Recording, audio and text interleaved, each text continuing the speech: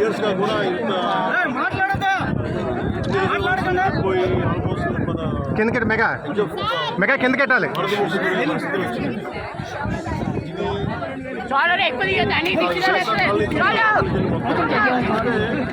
Major ఈ colony ఒక సమస్య ఏంటంటే లోతట్టు ప్రాంతంలో అడుగుల లోతు ఇది దాదాపు ఒక మార్కెట్ ప్రైస్ రిజిస్ట్రేషన్ ప్రైస్ ఒక 13 లక్షలు ఉంటే దాదాపు ఒక 33 లక్షలు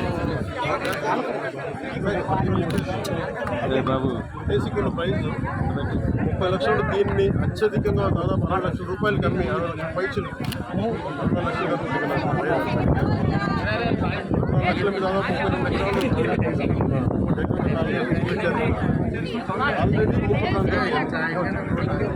ప్రాంతాలు ఎవరి కొలని చోట్ల పెట్టారు.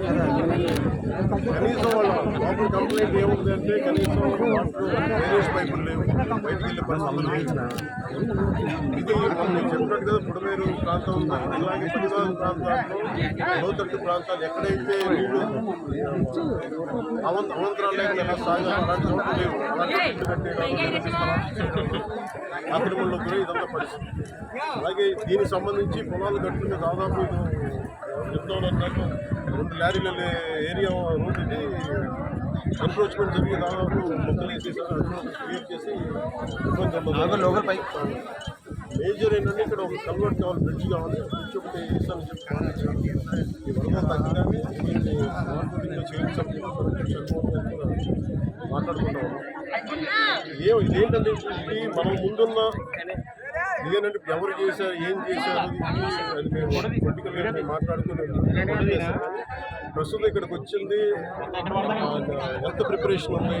ఇన్ఫాక్ట్ వరదలు మనకి ముప్పు గురైంది, ఇప్పుడు దాకా పొలాలకే ముప్పు గురైంది కాకుండా కాలనీల్లో ఇళ్లలోకి వస్తే ఎంత రెడీనెస్ ఉందని యంత్రాంగం సమస్యలు తెలుసుకోవడానికి ఇవన్నీ ఒకసారి వరద ముప్పు తగ్గగానే ఒకసారి సమస్యలు పరిష్కారం తీసుకోవాలి, శాస్త్రీయ పరిష్కారం తీసుకోవాలి.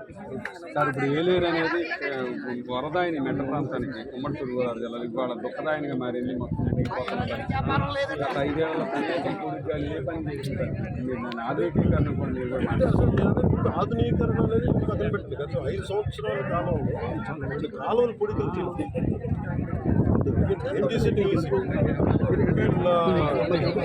ఎందుకంటే ఇప్పుడు దీన్ని పొలిటికల్ ప్రచారంగా ప్రత్యేకించి వాళ్ళు అన్న ప్రతి మాటకి సాక్ష్యాధారాలతో సహా వాళ్ళు ఏం చేశారు, వాళ్ళు ఏ స్థాయిలో పెట్టారని మీకు చాలా